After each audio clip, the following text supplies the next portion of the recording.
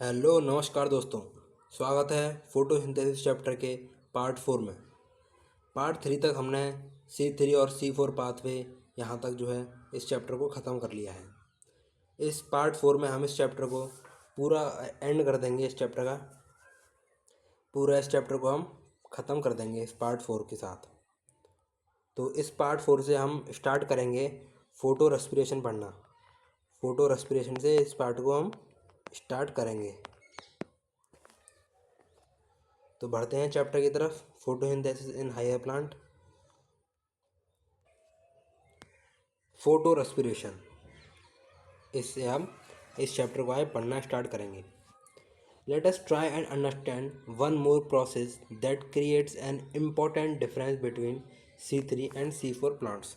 तो मैंने आपको पहले भी फ़ोटो रेस्पिरेशन के बारे में कुछ हिंट दी थी, थोड़ा बहुत समझाया था। जो उसी के बारे में बता रखा है कि एक और डिफरेंस है जो C3 और C4 में पता चलता है, वो है photorespiration. To understand photorespiration we have to know a little bit more about the first step of Calvin pathway. हमें कैल्विन पाथवे के फर्स्ट स्टेप के बारे में थोड़ा और जानना है। The first CO2 fixation step, जहाँ जो फर्स्ट CO2 फिक्सेशन होती है उस स्टेप के बारे में। This is the reaction where RuBP combines with CO2 to form two molecules of 3PGA।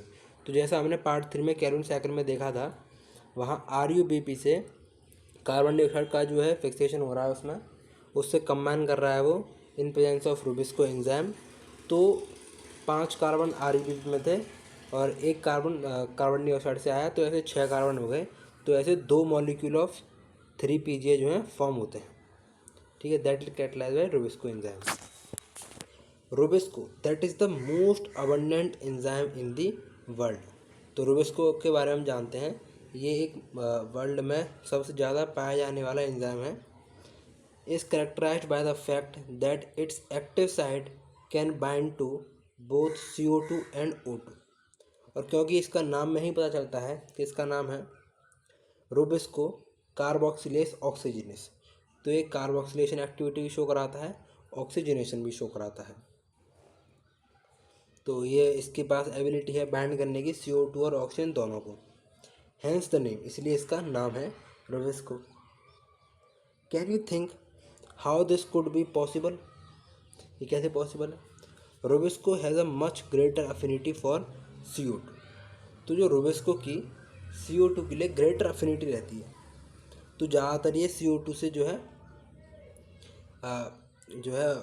Carboxylase activity जो शो कराता है। When the CO2 is to O2 is nearly equal, जब CO2 और O2 की जो कॉन्सेंट्रेशन है वो लगभग बराबर है, तो ये कार्बोक्सिलेशन एक्टिविटी शो करना चाहेगा, मतलब ये ज़्यादा अफिनिटी दिखाएगा CO2 के लिए जब दोनों की जो कॉन्सेंट्रेशन बराबर है। ठीक है, जब दोनों CO2 O2 बराबर हैं तो ये कार्बोक्सिलेशन ही शो करना चाहेगा। इमेजिन, सोचो जब क्या होगा जब ऐसी कंडीशन नहीं होगी, मतलब this binding is competitive, it is the relative concentration of O2 and CO2 that determines which of the two will bind to the enzyme.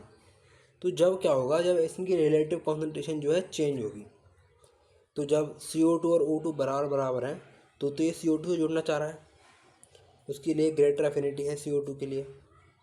But जब क्या होगा, जब ये रिलेटिव कॉन्सेंट्रेशन जो है चेंज होगी, जब ऐसा हो जाए कि ऑक्सीजन की कॉन्सेंट्रेशन ज़्यादा हो जाए CO2 के कंपैरिजन में, तो फिर ये CO2 से जुड़ेगा, O2 से जुड़ेगा और जो है ऑक्सीजनेस एक्टिविटी शो कराएगा। तो रिलेटिव कॉन्सेंट्रेशन के ऊपर है, O2 एंड CO2 के ऊपर, वही डिटरमाइन करेंगी कि which of the two will bind to the enzyme. CO2 और O2 में से कौन जो है इस एंजाइम से बाइंड करेगा, वो इनकी रिलेटिव कॉन्सेंट्रेशन पे जो है डिपेंड करता है। In C3 plant some oxygen binds to RuBisCO. C3 plants में कुछ ऑक्सीजन रुबिस्को से bind and hence CO2 fixation is decreased. अब क्योंकि उसे CO2 फिक्सेशन होना था बट ऑक्सीजन जो है बाइंड कर गया है, अब ऑक्सीजन बाइंड कर जाएगा तो CO2 फिक्सेशन नहीं हो पाएगा, तो CO2 फिक्सेशन क्या हो जाएगा, डिक्रीज हो जाएगा। Here the RUBP instead of being converted to 2 molecules of PGA, तो इसमें क्या होता था कि यहाँ RUBP 2 मॉलिक्यूल ऑफ PGA में कन्वर्ट होने की बजाय, क्योंकि वो ऑक्सीजन से कंबाइंड हो गया है, to form 1 molecule of phosphoglycerate and phosphoglycolate, तो वो फॉर्म करेगा। अब क्योंकि जो जैसे था RUBP था, ठीक है, ये था RUBP, ये जब कार्बन डाइऑक्साइड से जो है बाइंड करता है तो बनाता है 2 मॉलिक्यूल ऑफ 3PGA, जो कि ये है 3 कार्बन का मॉलिक्यूल है, इसलिए इसे C3 साइकिल बोलते थे। पर यहाँ क्या हो रहा है, यहाँ क्योंकि कार्बोक्सिलेज एक्टिविटी जो है नहीं हुई, यहाँ ऐसा रहा होगा कि ऑक्सीजन की कॉन्सेंट्रेशन ज़्यादा रही होगी, तो RUBP ने ऑक्सीजनेज एक्टिविटी यहाँ शो कराई है, तो फिर यहाँ ये ऑक्सीजन से बाइंड हुआ है, रोबेस्को एंजाइम की वजह से ऑक्सीजनेशन एक्टिविटी हुई है, तो यहाँ 2 मॉलिक्यूल बने। क्योंकि RUBP के पास 5 कार्बन थे, तो ये यहाँ कोई कार्बन नहीं, तो यही 5 कार्बन बटे होंगे 2 मॉलिक्यूल में, तो एक मॉलिक्यूल बनता है फॉस्फोग्लिसरेट और एक बनता है फॉस्फोग्लाइकोलेट। ये जैसा कि यहाँ दिखाया हुआ है, एक मॉलिक्यूल बनता है फॉस्फोग्लिसरेट और एक बनता है फॉस्फोग्लाइकोलेट। फॉस्फोग्लाइकोलेट के कार्बन दे रखे हैं 2, तो फॉस्फोग्लिसरेट की जाहिर सी बात है 3 कार्बन का होगा, तो एक 3 कार्बन का मॉलिक्यूल बनता है, दैट इज़ फॉस्फोग्लिसरेट, और एक 2 कार्बन का मॉलिक्यूल बनता है, दैट इज़ फॉस्फोग्लाइकोलेट। इसलिए इसे C2 पाथवे भी कहते हैं, क्योंकि इसमें 2 कार्बन का जो फर्स्ट प्रोडक्ट जो है बन रहा है। In a pathway called photorespiration, ये कैसे हो रहा है, फोटो रेस्पिरेशन पाथवे में ये सब हो रहा है, जब कार्बन डाइऑक्साइड की जगह ऑक्सीजन बाइंड करे जा रहा है। In the photorespiratory pathway there is neither synthesise of sugar nor of ATP, तो क्योंकि अब जो फोटो रेस्पिरेशन पाथवे है, इसमें शुगर और ATP का सिंथेसाइज नहीं होगा, क्योंकि शुगर किससे बन रहा था, कार्बन डाइऑक्साइड की फिक्सेशन से। यहाँ कार्बन डाइऑक्साइड फिक्सेशन नहीं हो रहा है, कार्बन नहीं आ रहे हैं, तो शुगर नहीं फॉर्म होगा, ना ही ATP फॉर्म होगा।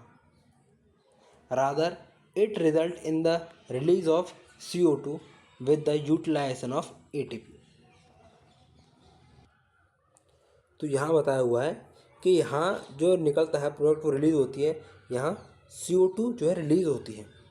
Rather it results in the release of CO2 with the utilisation of ATP। यहाँ ATP का यूटिलाइजेशन करके CO2 रिलीज होती है। जैसे पहले हम पढ़ते थे तो वहाँ जब अच्छी खासी कैलोरी साइकिल चल रही थी तो वहाँ ऑक्सीजन रिलीज होता था, ठीक है, और ATP जो है फॉर्म होते थे। यहाँ कार्बन डाइऑक्साइड रिलीज हो रहा है और ATP का यूज़ हो रहा है, release of carbon dioxide with the utilization of ATP. In the photorespiratory pathway, there is no synthesis of ATP और NADPH।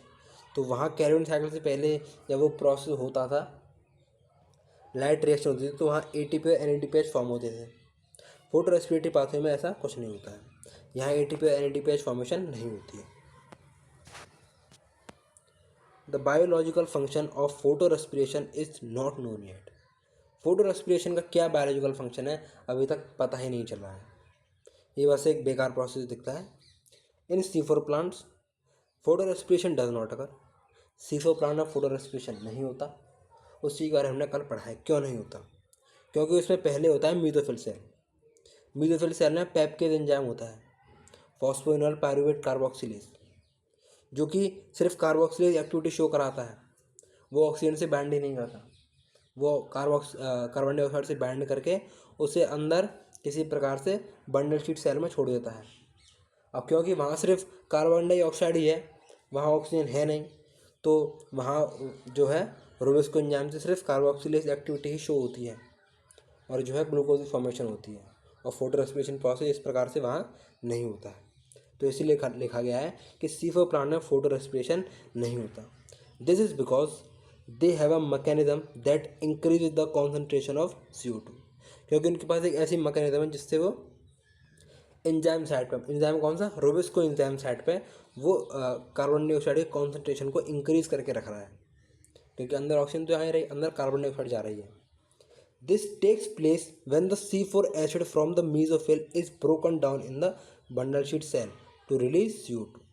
तो वैसा ही है, फॉस्फोइनोल पायरुवेट से जब कार्बन डाइऑक्साइड की फिक्सेशन हुआ है पेप के एंजाइम के प्रेजेंट में, तो बना था ऑक्जेलो एसिटिक एसिड, वो गया था बंडल शीट सेल में, वहाँ वो ब्रेक किया है CO2 और एक C3 मॉलिक्यूल में, और वो CO2 वहाँ कैलोरीन पाथवे में चला जाता है। ठीक, तो वहाँ क्योंकि अंदर कॉन्सेंट्रेशन बढ़ाया जाता है इस मैकेनिज्म के जरिए CO2। This result in increasing the intracellular concentration of CO2। तो सेल के अंदर CO2 की कॉन्सेंट्रेशन यहाँ बढ़ जाती है। In turn this ensures that the RuBisCO function as a carboxylase. इससे ये बात इंश्योर हो जाती है, साबित हो जाती है कि रोबिस्को है वो सिर्फ कार्बोक्सिलेज फंक्शन शो कराएगा, ऑक्सीजनेशन एक्टिविटी जो है मिनिमाइज हो जाएगी यहाँ। Now that you know that the C4 plants lack photorespiration, आपको पता चलेगा कि C4 प्लांट में फोटो रेस्पिरेशन की कमी क्यों होती है। You probably can understand why productivity and yields are better in this. इसी वजह से इनमें जो प्रोडक्टिविटी और यील्ड्स है प्रोडक्ट की वो बेटर होती है, क्योंकि यहाँ जो है ऑक्सीजन जुड़ने से प्रोसेस जो है बेकार नहीं हो रहा, यहाँ कार्बन डाइऑक्साइड जोड़ रही है और जो है शुगर की फॉर्मेशन हो रही है। In addition these plant show tolerance to higher temperature, और जो C4 प्लांट होते हैं वो हायर टेम्परेचर को टॉलरेट कर पाते हैं, झेल पाते हैं, वो हाई टेम्परेचर में ही अपना प्रोसेस जो है जारी रखते हैं। अब इसी के ऊपर आगे आएगा कि based on the above discussion can you compare plants showing the C3 and C4 pathway. अब एक टेबल आएगी, उसमें आपको क्वेश्चन की तरह जो है पिछला पार्ट 3 का रिवाइज हो जाएगा। इसे पढ़ते हैं।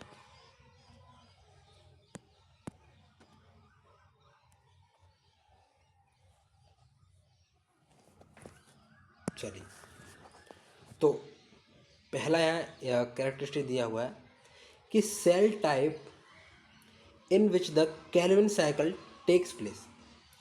सेल टाइप बताओ जो कैल्विन साइकिल इसमें होती है।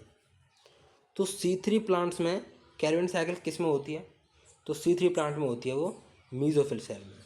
तो C3 प्लांट में होती है मीजोफिल सेल में, और C4 प्लांट में होती है बंडल शीट सेल में, बंडल शीट सेल में। ठीक, तो पहला हो गया। अगला है cell type in which the initial carboxylation reaction occur. Cell type बतानी है जिसमें इनिशियल कार्बोक्सिलेशन हो रिएक्शन। तो इनिशियल कार्बोक्सिलेशन माने सबसे पहले कार्बन डाइऑक्साइड का फिक्सेशन कहाँ हो रहा है, तो C3 प्लांट में होता है म्यूजोफिल सेल में ही। ठीक, C4 प्लांट में भी जो फर्स्ट कार्बन डाइऑक्साइड फिक्सेशन होता है वो म्यूजोफिल सेल में ही होता है। म्यूजोफिल सेल में पेप से वो जुड़ता है फॉस्फोनोल पायरुवेट से, फर्स्ट कार्बोक्सिलेशन।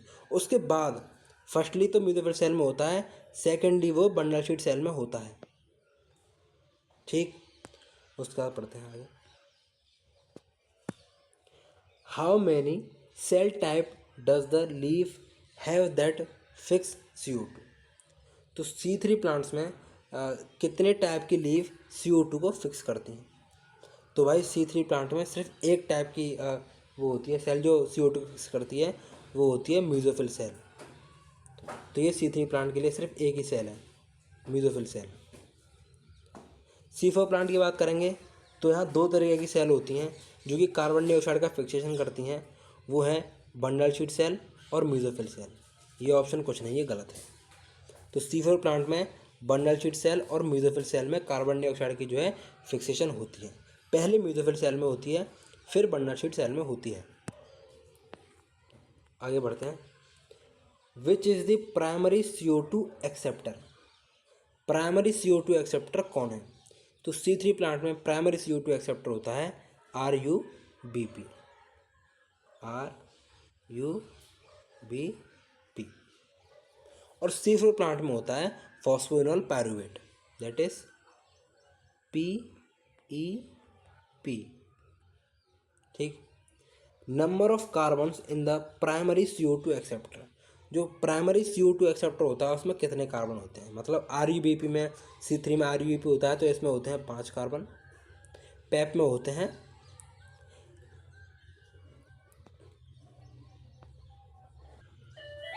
तो पैप में जो कार्बन डाइऑक्साइड का फिक्शन प्रोडक्ट बनेगा वो 4 कार्बन का होता है, C4 पाथवे। तो 4 कार्बन का होता है तो उससे पहले जो प्राइमरी एक्सेप्टर रहा होगा उसमें 3 कार्बन होंगे। Which is the primary CO2 fixation product. Primary CO2 fixation product जो C3 में बनता है वो बनता है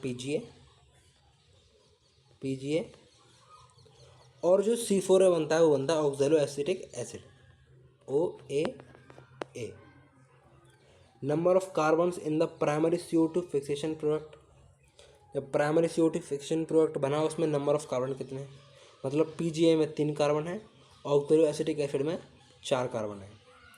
does the plant have रोबेस्को।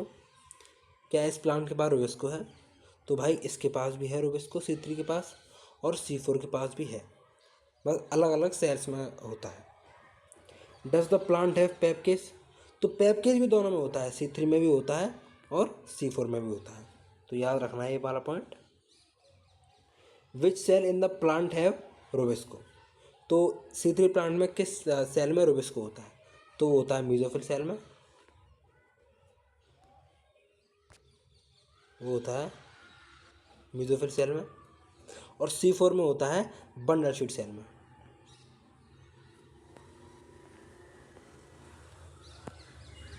CO2 fixation rate under high light condition. High light condition में CO2 फिक्सेशन रेट क्या होती है, तो भाई हाई लाइट कंडीशन है तो C3 में तो क्योंकि वो हाई टेम्परेचर को टॉलरेट नहीं कर पाता तो C3 में तो होगी लो, और जो C4 प्लांट्स होते हैं उनमें वो टॉलरेट कर सकते हैं हाई टेम्परेचर को, तो उसमें होगी CO2 फिक्सेशन हाई। ठीक। Whether photorespiration is present at low light intensity. तो लो लाइट इंटेंसिटी पे भाई किसी में फोटो रेस्पिरेशन नहीं होगी क्योंकि पर्याप्त लाइट ही नहीं आएगी, तो लाइट रिएक्शन नहीं हो पाएगी, तो दोनों में नेग्लिजिबल होगी, दोनों में negligible. Whether photorespiration is present at high light intensity. तो पूछा है कि फोटो रेस्पिरेशन,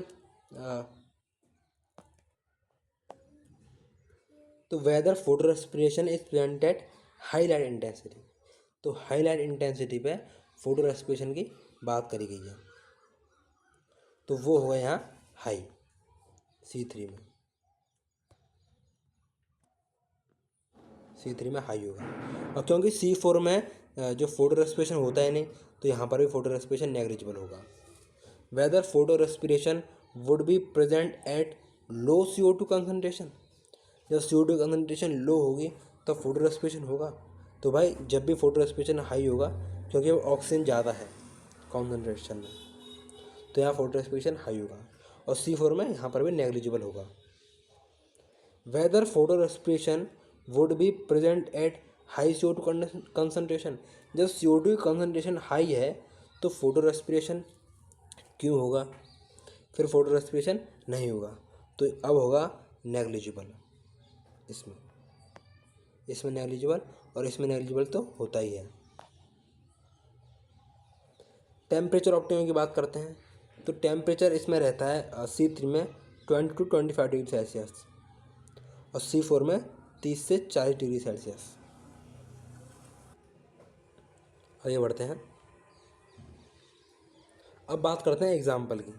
तो यहाँ दिखा रखा है कि आप अपने आप कर लेना क्रेंज एनाटॉमी वगैरह देखकर, पर मैं आपको कुछ एग्जाम्पल बता देता हूँ।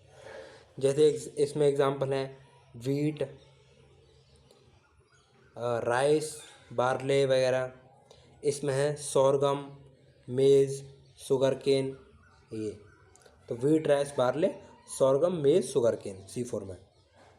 तो अब आगे बढ़ते हैं आगे पेज की तरफ। अब पढ़ते हैं फैक्टर्स अफेक्टिंग फोटोसिंथेसिस। उन फैक्टर्स के बारे में पढ़ते हैं जो फोटोसिंथेसिस को अफेक्ट करते हैं। And understanding of the factors that affect photosynthesis is necessary. तो इन फैक्टर के बारे में समझना जरूरी है। The rate of photosynthesis is very important in determining the yield of plants included crop plants. तो फोटोसिंथेसिस की रेट बहुत ज़रूरी है कि जो प्लांट है उसकी यील्ड क्या रहेगी उसे समझने के लिए, उसे होने के लिए क्या प्रोडक्ट फॉर्म करेगा, क्योंकि फोटोसिंथेसिस अच्छे से होगा तभी उसमें शुगर की फॉर्मेशन होगी। Photosynthesis is under the influence of several factors. ये सेवरल फैक्टर के इन्फ्लुएंस में होती है।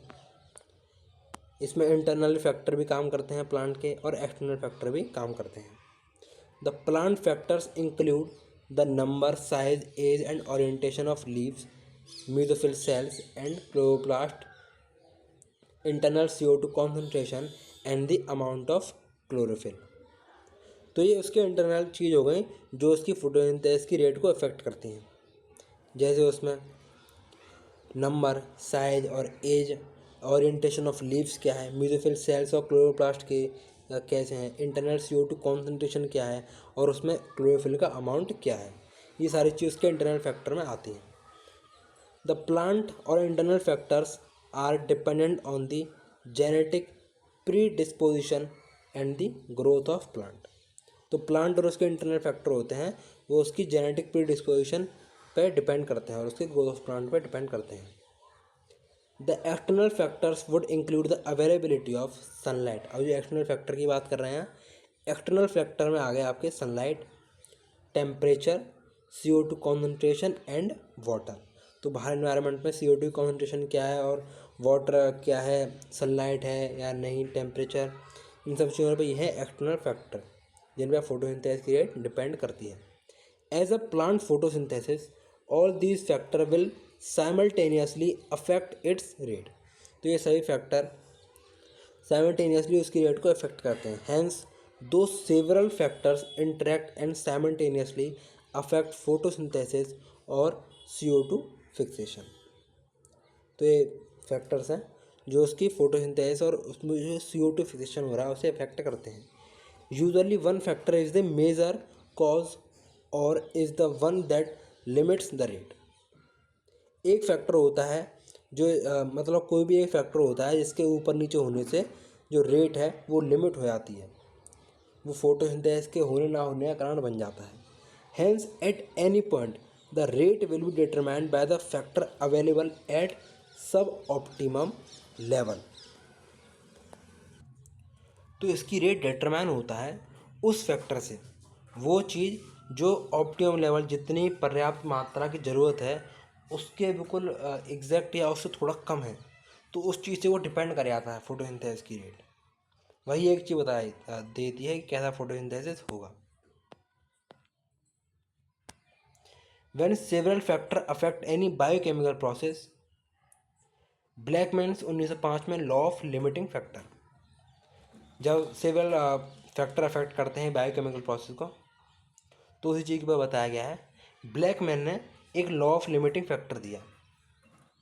This states the following, if a chemical process affected by more than one factor, एक कोई केमिकल प्रोसेस है वो मोर देन वन फैक्टर से जो है अफेक्टेड होता है, then its rate will be determined by the factor which is nearest to its minimal value. तो रेट उस जो प्रोसेस है उसकी रेट उस फैक्टर से डिटरमाइन होगी जो जिसकी कंसंट्रेशन कम है, जो अपनी मिनिमल वैल्यू के पास है, उस फैक्टर से जो है उसकी रेट डिटरमाइन होगी उस प्रोसेस की। It is the factor which directly affect the process if it's quantity is change. ये वो फैक्टर है जो डायरेक्टली अफेक्ट करेगा प्रोसेस को, जो प्रोसेस चल रहा है उसे कम करेगा। अब भाई देखो, प्लांट फोटोसिंथेसिस कर रहा है, उसके पास पर्याप्त CO2 है, वाटर है, लाइट है, टेम्परेचर है, ठीक है। अब जो है CO2 की कॉन्सेंट्रेशन हो गई कम। अब CO2 कम हो गई तो फोटोसिंथेसिस हो जाएगा? नहीं होगा। तो ऐसे उसकी जो रेट है वो वेरी कर जाएगी। तो वो किस चीज़ से चेंज हो गई, वो कोई एक चीज़ कर गई, डिस्टर्ब हो गई, तो वो फैक्ट रेट है वो चेंज कर गई, तो वो मिनिमल वैल्यू उससे क्वांटिटी जो है चेंज हो गई। For example, despite the presence of a green leaf and optimum light and CO2 condition, the plant may not photosynthesis if the temperature is very low. मतलब हमारे पास ग्रीन लीफ है optimal light है, CO2 condition भी ठीक है, but क्या है, temperature बहुत लो है, टेम्परेचर बहुत लो है। तो जो this leaf if given the optimal temperature will start photosynthesis, तो फोटोसिंथेसिस नहीं होगी, टेम्परेचर कम है। और सब चीज़ भले ही ठीक है, बट एक टेम्परेचर की कमी रह गई, तो वही लॉ ऑफ लिमिटिंग फैक्टर बन गया, वो जो है लिमिटिंग फैक्टर बन गया, जिसकी वजह से फोटोसिंथेसिस प्रोसेस नहीं हुआ। जब ऑप्टिमल टेम्परेचर हो जाएगा तो फोटोसिंथेसिस का प्रोसेस जो है स्टार्ट हो जाएगा। तो आप समझे होंगे लिमिटिंग फैक्टर का क्या काम होता है। सारी चीज़ें ठीक हैं, बस जो चीज़ चाहिए उसमें से कोई लिमिट कर गई चीज़, तो जो प्रोसेस है वो नहीं होगा सही से। अब बात करते हैं लाइट के बारे में। We need to distinguish between light quality, light intensity and duration of exposure to light. तो लाइट में light quality, light intensity and duration of exposure to light, जो लाइट है वो कितनी ड्यूरेशन के लिए, कितने टाइम के लिए जो है एक्सपोज हुई, प्लांट पे जो है पड़ी। Well discussing light as a factor that affect photosynthesis, there is a linear relationship between incident light and CO2 fixation rate at low light intensity. तो भाई अब एक लीनियर जो है रिलेशनशिप होती है रेट ऑफ फोटोसिंथेसिस में और लाइट इंटेंसिटी में। रेट ऑफ फोटोसिंथेसिस का मतलब होता है CO2 फिक्सेशन में, जितना CO2 फिक्सेशन हो रहा है मतलब उतना अच्छा रेट ऑफ फोटोसिंथेसिस है, उतना ज़्यादा रेट ऑफ फोटोसिंथेसिस है। तो जब लो लाइट इंटेंसिटी रहती है तो जो है इनमें लीनियर रिलेशन है, मतलब इस तरफ देखोगे यहाँ नीचे एक्स एक्सिस पे आगे बढ़ते टाइम जो है लाइट की इंटेंसिटी जो है बढ़ रही है, और यहाँ वाई एक्सिस पे जाने से रेट ऑफ फोटोसिंथेसिस बढ़ रही है।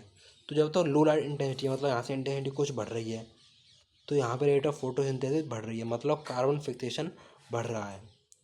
कुछ पॉइंट तक लाइट की इंटेंसिटी यहाँ तक पहुँची, यहाँ तक जो है ऐसे linearly rate of photosynthesis increase करिए, ऐसे इंक्रीज़ करिए रेट ऑफ फोटोसिंथेसिस लाइट की इंटेंसिटी के बढ़ने के साथ साथ। उसके बाद लाइट की इंटेंसिटी बढ़ती रही है, बट रेट ऑफ फोटोसिंथेसिस यहाँ के कांस्टेंट हो गई है। BC पॉइंट पे देखो तो यहाँ जो रेट ऑफ फोटोसिंथेसिस यानी कार्बन की फिक्सेशन है, कार्बन डाइऑक्साइड की फिक्सेशन, वो यहाँ कांस्टेंट हो गई है इस रीजन पर। और उससे पहले जब तक लो लाइट इंटेंसिटी थी, एक पर्टिकुलर ऑप्टिमम कंडीशन पे पहुँचने से पहले लीनियरली वेरी कर रहा है, मतलब ग्राफ जो है चल रहा है, लाइट की इंटेंसिटी बढ़ती आ रही है और रेट ऑफ फोटोसिंथेसिस यानी कार्बन डाइऑक्साइड फिक्सेशन बढ़ता जा रहा है। पर कुछ एक ऑप्टिमम कंडीशन के बाद जो रेट ऑफ फोटोसिंथेसिस वो कांस्टेंट हो गई। अब ऐसा क्यों हुआ वो हम जानेंगे। एट हायर लाइट इंटेंसिटी, क्योंकि यहाँ के बाद हायर लाइट इंटेंसिटी आ गई, gradually the rate does not show further increase. इसके बाद जो फोटोसिंथेसिस की रेट है वो और इंक्रीज नहीं कर रही, as other factors become limiting, क्योंकि अब जो अदर फैक्टर्स हैं वो लिमिट कर गए। मतलब अब कुछ लाइट थी, उसके मुकाबले अदर फैक्टर थे, तो जो फोटोसिंथेसिस हुई, लाइट और बढ़ी तो और फैक्टरों की मात्रा है अब इतनी, तो जो है फोटोसिंथेसिस की रेट बढ़ी। और लाइट बढ़ी तो और फैक्टर हैं तो भी बढ़ी। पर जब और लाइट ज़्यादा हो गई तो बाकी प्रोडक्ट जो है लिमिट हो गए, उनकी कमी हो गई। अब वो इतना प्रोडक्ट बाकी नहीं है, और जो जैसे कार्बन डाइऑक्साइड, टेम्परेचर, वाटर, अब ये सारी चीज़ें लिमिट कर गई। अब ये इतनी नहीं है कि और जो है लाइट के हिसाब से उसे डिमांड कर सकें पूरी। तो अब जो है फोटोसिंथेसिस और लाइट इंक्रीज़ करने से जो है प्रोसेस नहीं बढ़ेगा, वो यहाँ पे कांस्टेंट हो गया। तो अदर फैक्टर लिमिट कर गए, तो लाइट की ज़्यादा इंटेंसिटी बढ़ाने से भी कोई मतलब नहीं है। एक पर्टिकुलर ऑप्टिमम कंडीशन तक वो जो है फोटोसिंथेसिस की रेट इंक्रीज हुई। What is interesting to note that is the light saturation, इसे लाइट सेचुरेशन कहेंगे, occurs at 10% of the full sunlight, जो कि फुल सनलाइट के 10% से आ जाता है प्लांट में। तो सनलाइट आई फुल, उसके 10% से ही प्लांट में जो है लाइट सेचुरेशन आ जाएगा, मतलब यहाँ तक जो है इंटेंसिटी पहुँच जाएगी। सनलाइट के 10% से यहाँ तक आ गया कि रेट ऑफ फोटोसिंथेसिस जो है मैक्सिमम तक पहुँच जाएगी। Hence except for plants in shade or in dense forest, light is rarely a limiting factor in nature. तो हम उन प्लांट को छोड़ दें जो बहुत ही घने जंगल में और छाया में पड़ जाते हैं, उन्हें छोड़कर सभी प्लांट्स के लिए देखें तो लाइट के रेयरली किसी के लिए लिमिटिंग फैक्टर होगी। मतलब लाइट तो सब जगह आई जाती है प्लांट्स पे, तो लाइट जो है लिमिटिंग फैक्टर की तरह काम नहीं कर रही अगर हम बहुत घने जंगलों वाले और छाया वाले प्लांट को जो है छोड़ दें तो। इंक्रीज इन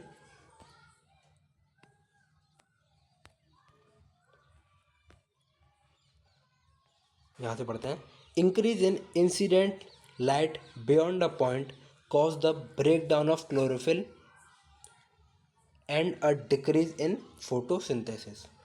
अब जो है लाइट बढ़ा रहे हैं तो पहले तो फोटोसिंथेसिस की रेट जो है कांस्टेंट हुई, बट हम उसे और बढ़ाते जा रहे हैं, लाइट की इंटेंसिटी को और बढ़ाते जा रहे हैं, तो एक ऐसा पॉइंट आएगा कि लाइट जो है क्लोरोफिल का ब्रेक डाउन स्टार्ट कर देगी।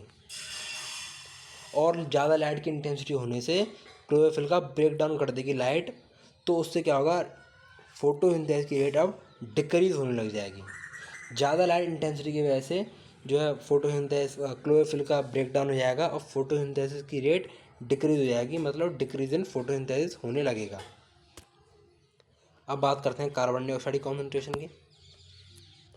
Carbon dioxide is the major limiting factor for photosynthesis.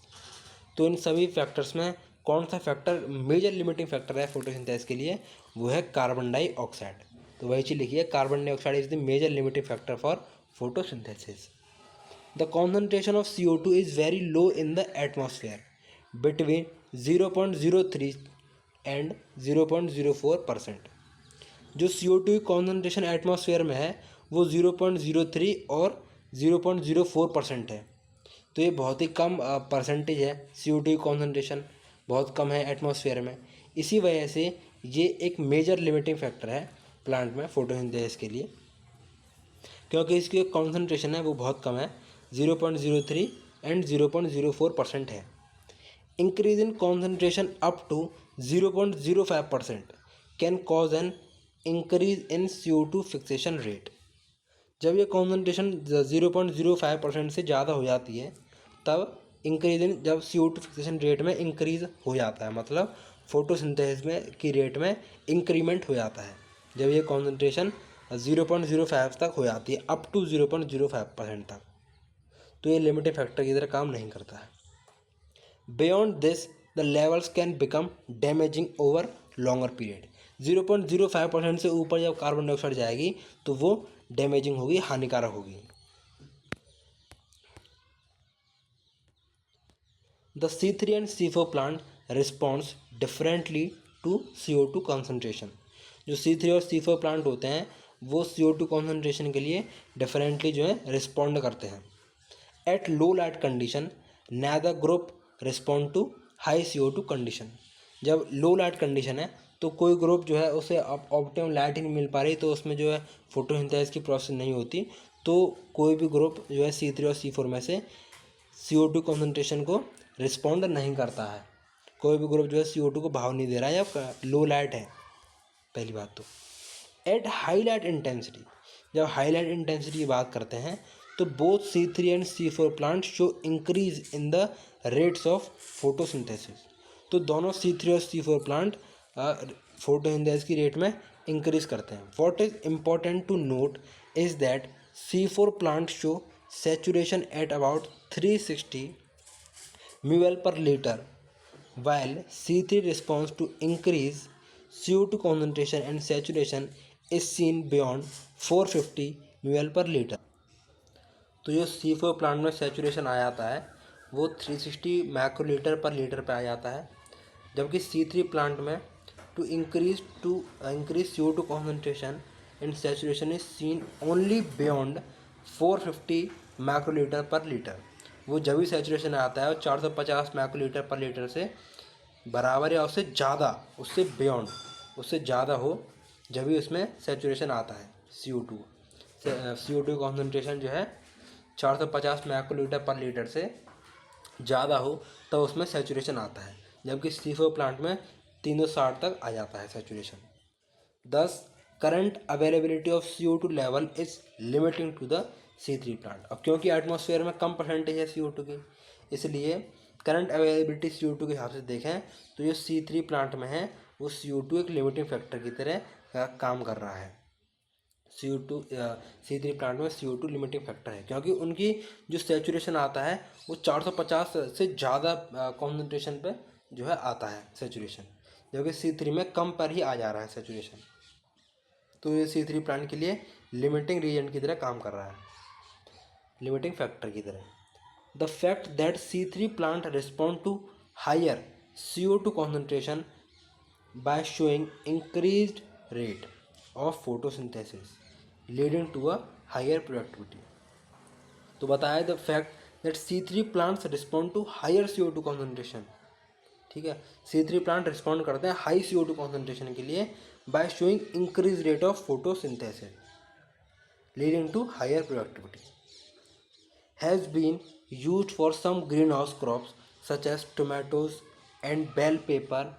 They are allowed to grow in carbon dioxide enriched atmosphere that leads to the higher yields। तो यहाँ वही चीज़ बताई हुई है कि जो C3 प्लांट ने, क्योंकि वो हाई CO2 कॉन्सेंट्रेशन में जो है उनका high rate of photosynthesis show कराते हैं जब उनकी हाई प्रोडक्टिविटी होती है, तो इसलिए ना यूज़ किया जाता है ग्रीन हाउस क्रॉप्स में, जैसे टोमेटोज और बेल पेपर। और दे आर इनको कार्बन डाइऑक्साइड एनरिच्ड मीड एटमॉस्फेयर में ग्रो किया जाता है ताकि इनसे हाई यील्ड आ सके। कैसे एटमॉस्फेयर में? कार्बन डाइऑक्साइड एनरिच्ड एटमॉस्फेयर में। अब बात करते हैं टेम्परेचर की। The dark reaction being enzymatic are temperature control. जो डार्क रिएक्शन होती है जिसमें शुगर की फॉर्मेशन होती है वो एंजाइमेटिकली टेम्परेचर कंट्रोल होती है। Though the light reaction are also temperature sensitive. जो लाइट रिएक्शन होती है वो भी टेम्परेचर सेंसिटिव होती है। They are affected to much lesser extent. वो पर कम लेसर एक्सटेंट पे अफेक्ट होती है। The C4 plant respond to higher temperature. जो C4 प्लांट होते हैं वो हाई टेम्परेचर पर रिस्पॉन्ड करते हैं and show higher rate of photosynthesis. और हाई टेम्परेचर पे हाई रेट ऑफ फोटोसिंथेसिस दिखाते हैं। जबकि जो C3 प्लांट होते हैं उनका मच लोअर टेम्परेचर ऑप्टिमम होता है, वो उनसे कम टेम्परेचर पर ही उनका ऑप्टिमम लेवल आ जाता है जिस पर वो फोटोसिंथेसिस की रेट दिखा सकें। इसलिए ज़्यादा टेम्परेचर में भी C4 प्लांट जो है फोटोसिंथेसिस कर जाते हैं क्योंकि उनका टेम्परेचर ऑप्टिमम जो है ज़्यादा है। The temperature optimum of photosynthesis of different plant also depends on the habitat. जो टेम्परेचर ऑप्टिमम है डिफरेंट प्लांट्स का वो उनकी हैबिटेट पर भी डिपेंड करता है। जैसे कौन सा प्लांट ज़्यादा गर्मी वाले एरिया में है, वहाँ टेम्परेचर ज़्यादा है, तो वहाँ वो रेट ऑफ फोटोसिंथेसिस ज़्यादा दिखाएगा। और वो उस कंडीशन को अडेप्ट कर लेते हैं तो वो हाई टेम्परेचर पे जो है फोटोसिंथेसिस की रेट को दिखाते हैं। ट्रॉपिकल प्लांट होते हैं have higher temperature optimum. Tropical plant की बात करिए क्योंकि वहाँ टेम्परेचर ज़्यादा रहता है ट्रॉपिकल रीजन पे, तो उनका टेम्परेचर ऑप्टिमम ज़्यादा होता है। The plants adapted to temperate climates. Plants जो है क्लाइमेट्स के हिसाब से, then the plants adapted to temperate climates. तो ट्रॉपिकल रीजन में क्योंकि टेम्परेचर ज़्यादा है तो वहाँ प्लांट्स ने अडेप्ट कर लिया है हाई टेम्परेचर में रहना, हाई टेम्परेचर में फोटोसिंथेसिस करना। जबकि टेम्परेट रीजन वाले प्लांट्स होते हैं वो उनमें इतना फोटोसिंथेसिस हाई टेम्परेचर में नहीं होता क्योंकि वहाँ हाई टेम्परेचर नहीं होता।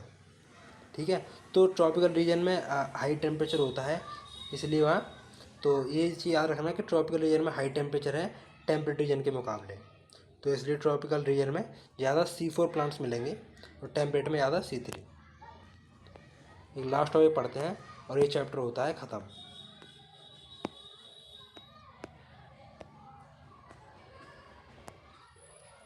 That is water.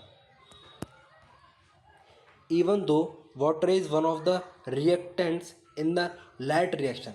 Light reaction में वाटर ने एक रिएक्टेंट की तरह काम किया है। The effect of water as a factor is more through its effect on the plant. तो इसका एक फैक्टर की तरह इफेक्ट से ज़्यादा एक इफेक्ट है प्लांट पर। एक इस प्रोसेस के फैक्टर की ज़्यादा इससे एक प्लांट पे एक इफेक्ट है वाटर का, तो वाटर तो बहुत ज़रूरी है। Rather than directly on photosynthesis, directly photosynthesis के अलावा। Water stress causes the stomata to close, जब पानी की कमी होती है तो स्टोमेटा क्लोज होता है। वाटर स्ट्रेस की वजह से ही स्टोमेटा क्लोज होता है, hence reducing the CO2 availability. तो वाटर स्ट्रेस की वजह से स्टोमेटा क्लोज हो गया है। अब स्टोमेटा क्लोज हो गया है तो CO2 अंदर नहीं जा पाएगी, तो रिड्यूस हो जाएगी CO2 की अवेलेबिलिटी। तो रिड्यूस हो जाएगी CO2 की अवेलेबिलिटी। तो वाटर स्ट्रेस नहीं होनी चाहिए, वाटर की कमी नहीं होनी चाहिए, नहीं तो स्टोमेटा जो है क्लोज हो जाएगा और CO2 भी अंदर नहीं जा पाएगी और CO2 की अनअवेलेबिलिटी हो जाएगी, अवेलेबिलिटी कम हो जाएगी। Besides water stress also makes leaves wilt, thus reducing the surface area of the leaves. Water stress की वजह से लीफ भी जो है विल्ट कर जाती हैं, कल कर्ल सी हो जाती हैं, जिसकी वजह से उनका सरफेस एरिया कम हो जाता है। एंड देयर मेटा, और सरफेस एरिया कम हो जाएगा तो उन पर लाइट वगैरह नहीं आ पाएगी अच्छे से, तो उसकी जो मेटाबॉलिक एक्टिविटी भी रिड्यूस हो जाएगी। तो वाटर की स्ट्रेस नहीं होनी चाहिए, क्योंकि वाटर की स्ट्रेस से स्टोमेटा बंद हो रहा है, जिससे CO2 की अवेलेबिलिटी रिड्यूस हो रही है, लीफ विल्ट कर जा रही है, तो सरफेस एरिया कम हो रहा है, तो मेटाबॉलिक एक्टिविटी भी जो है कम हो रही है। तो इसके साथ जो है फोटोसिंथेसिस, जो कि एक काफ़ी बड़ा चैप्टर है, वो होता है ख़त्म। तो थैंक यू, मिलते हैं एक और न्यू और इंटरेस्टिंग चैप्टर के साथ। जब तक के लिए बाय बाय, धन्यवाद।